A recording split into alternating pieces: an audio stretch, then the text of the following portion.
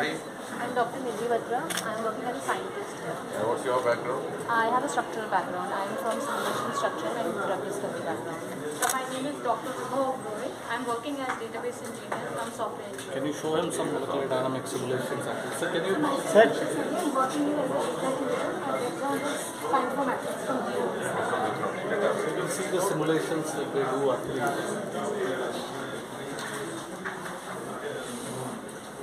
So here we have developed, we have trying to develop a structural database here. So this is what we have developed. So it will hold all the crystal structures like similar to RCSP VDB. This is what we have been developing here right now. So it's almost going to be in the lab type. जो high ब्रह्म रखा है वो देख रहा था ब्रह्म अच्छा वो वाला ब्रह्म मैंने सोचा कोई ब्रह्म के साथ खींचना चाहिए आपको और नमस्कार, जनमानस विवेचना में आपका स्वागत है। मैं हूं अमलेंदु भूषण खां। आज हम आपको उस सेंटर पे, उस केंद्र पे लेकर के चलते हैं। नमस्कार, जनमानस विवेचना में आपका स्वागत है। मैं हूं अमलेंदु भूषण खां। आज हम आपको उस सेंटर पे लेकर के चलते हैं जहां पूरे आपके ह्यूमन नेचर का, ह्यूमन बॉडी का हो या जानवर का हो या वृक्ष का हो, सबों का जीनोम, उसका जो पूरा क्या सिस्टम है, सारा डेटा इस केंद्र में जमा होगा। और पहले यह डेटा अमेरिका चला जाता था, अमेरिका में जमा होता था। अब ये भारत में ही जमा होगा। आइए हम आपको दिखाते हैं।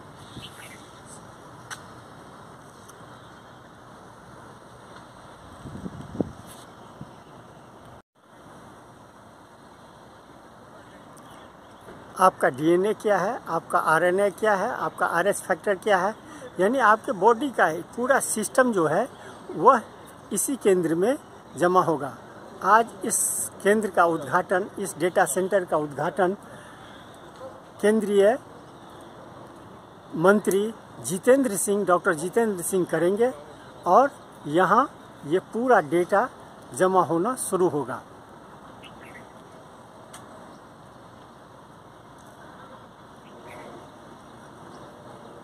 यह केंद्र फरीदाबाद स्थित है और हाल ही में इसे तैयार किया गया है।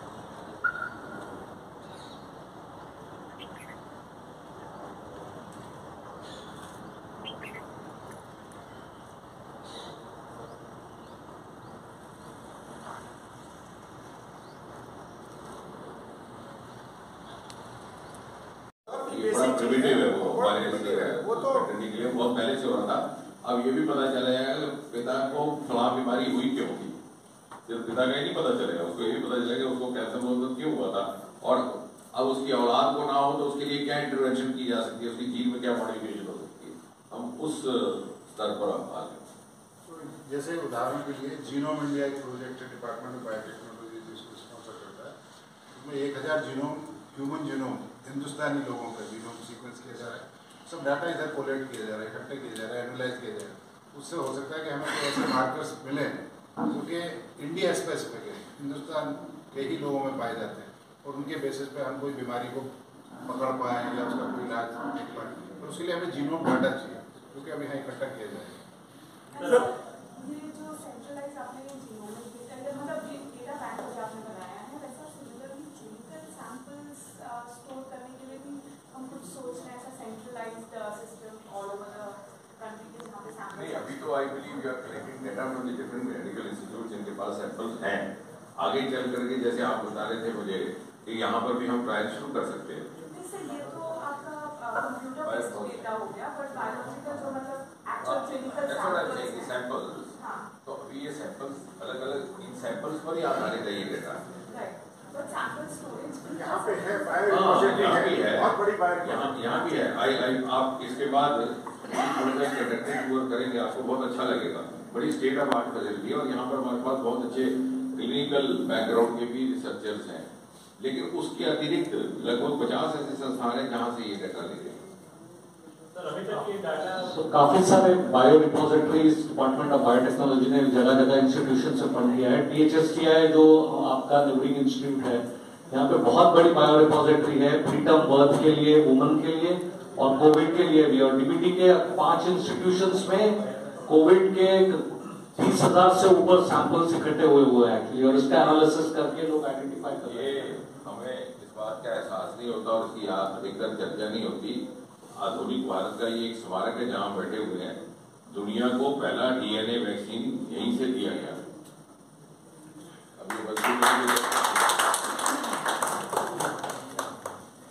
सर ये बताया जा रहा था कि फॉरेन रिपोजिटरीज में यहाँ का डाटा स्टोर किया जा रहा था, तो ये डाटा सेंटर खुलने के बाद क्या वो डाटा फिर से यहाँ लाया जाएगा या वही नहीं? मगर इसको इन्होंने किया हुआ है बहुत ही रूल जो एक्सेसिबिलिटी का।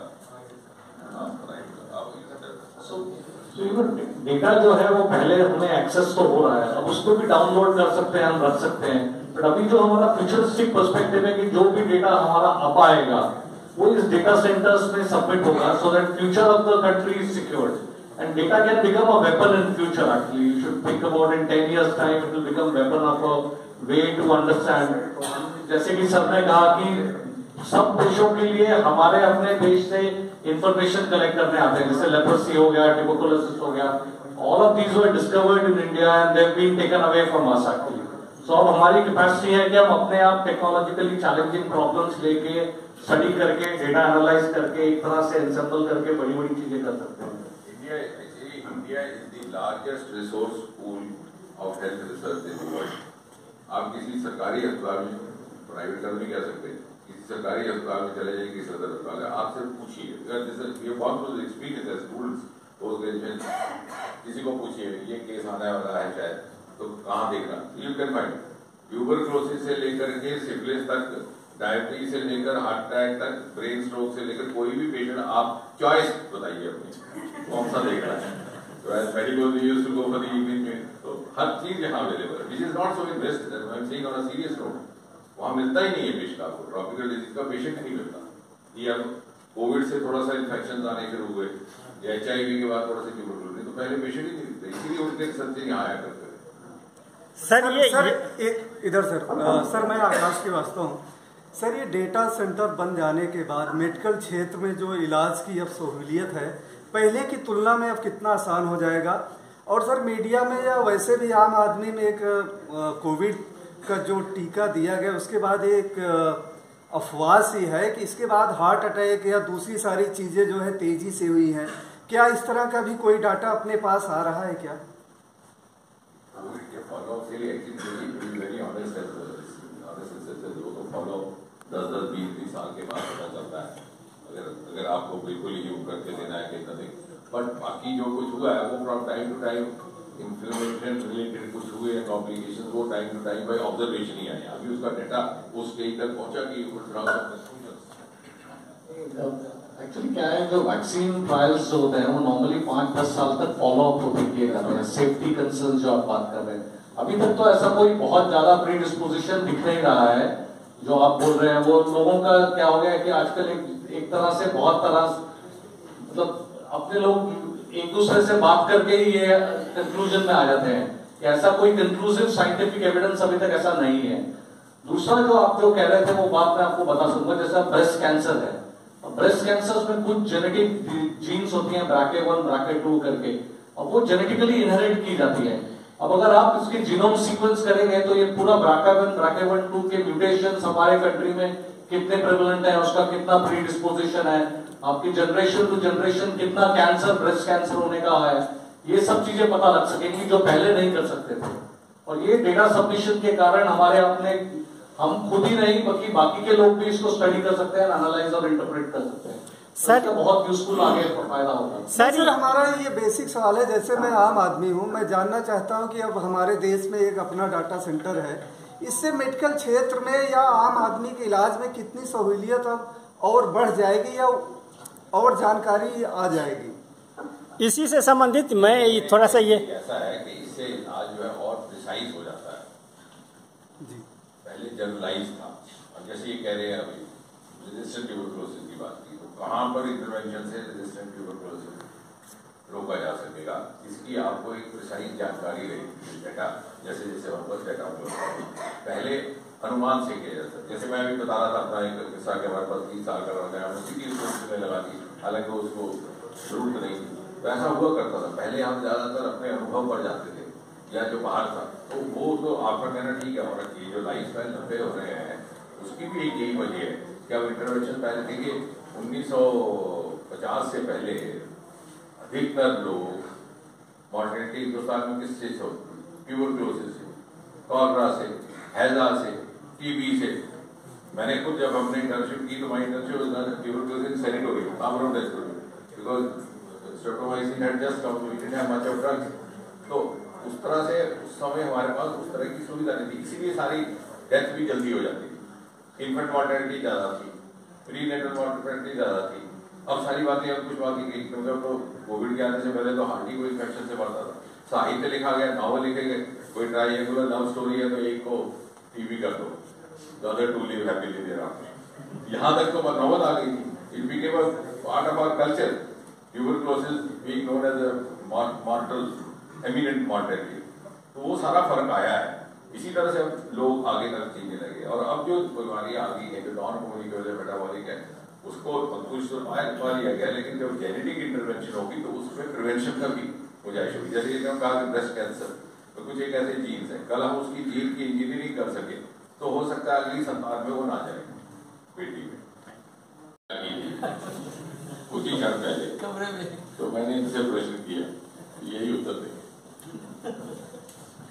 मैं बहुत संक्षेप में बता देता हूँ कि जो डाटा सेंटर के अंदर जो डाटा है ना, वो ज्ञान हम इकट्ठा कर रहे हैं और उसको समझने की कोशिश कर रहे हैं। तो ब्रह्म से ये उस शब्द का उत्पत्ति हुई और हमने सोचा कि एक अच्छा नाम रहेगा। सर मेरा सवाल है, अभी तक भारत बार से आप कुछ एक सुझाव भी ले सकते हैं नाम करने से पहले। आपकी बात कोई वैज्ञानिक हो ऐसा कोई कर सकते हैं बात अगला क्लस्टर के लिए आ जाएगा। सर भारत में अभी तक जो भी खास करके हेल्थ से संबंधित डेटा और प्रेडिक्शन होता था, वो विदेशों के, ये अमेरिका हो या ब्रिटेन हो, उसमें जो बीमारी आती थी, मोटापा आता था, डायबिटीज होता था, या कैंसर होता था, या टीबी होता था, उस पे भारत में प्रेडिक्शन किया जाता था। जबकि वहाँ का क्लाइमेट और यहाँ का क्लाइमेट बहुत अंतर है। तो आज ये डेटा सेंटर का जो उद्घाटन हुआ है, इससे क्या बेनिफिट होगा और कैसे फिर डॉक्टर इस डेटा का इस्तेमाल कर भारतीय परिप्रेक्ष्य में इसको और बीमारी से संबंधित अपना ये देगा? ये आपकी बात बिल्कुल ठीक है, बल्कि यही बात मैं कह रहा था अभी जो मैंने अभी थोड़ी सी बात की, हमारे पास उस प्रकार का डाटा नहीं था। उनके डाटा पर ना केवल क्लाइमेट की बात है, जीन्स की भी बात है। हमारी पूरी काया ही थोड़ी भिन्न है, तो इसीलिए अब ये भी प्रमाणित हो गया कि हमारे 3-3 पीढ़ी के बाद बहुत सारे ऐसे पेपर्स हैं, 4-4 पीढ़ियों से जो भारतीय मूल के वहाँ जाकर के बसे, भले ही वो उस वातावरण में उनकी पैदाइश हुई, उनका पालन पोषण हुआ और वहीं का खान पान रहा, सब कुछ एक प्रकार से वहीं की संस्कृति उन्होंने अपना ली, लेकिन जो बीमारियां यहाँ होती थी उनके नहीं। तो इसका अर्थ ये हुआ कि जितने एक्सट्रेनियस फैक्टर्स हैं उसके अतिरिक्त भी जो हम अपने साथ मूल डीएनए या जीन लेकर के जाते हैं वो हमारा पीछा नहीं छोड़ता, और इसलिए भी ये अनिवार्य है कि हमारे पास अपना डाटा रहे। और आपका कहना ठीक है, इसलिए मैं चाहूंगा कि आप थोड़ा सा आपके माध्यम से भी लोगों तक बात पहुंचे कि कितना महत्वपूर्ण मील का पत्थर है आज।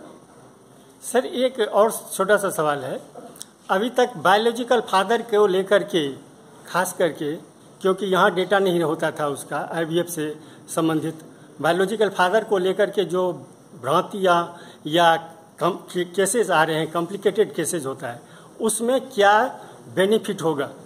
वो इसके अतिरिक्त भी हो ही रहा था, क्रोमोसोमल स्टडीज वगैरह कर रहे थे टू डिटरमिन द पैटर्निटी, तो that I think already was being done.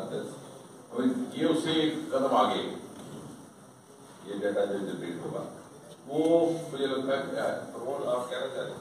नहीं मैं सर ये बस इनकी बात को रखते हुए वो थोड़ा सा अलग चीज़ है। देखिए डेटा में आप ये समझिए कि जो जीनोमिक डेटा है वो बहुत बड़ी चीज़ होती है, उसको किसी छोटे कंप्यूटर में नहीं रख सकते हैं।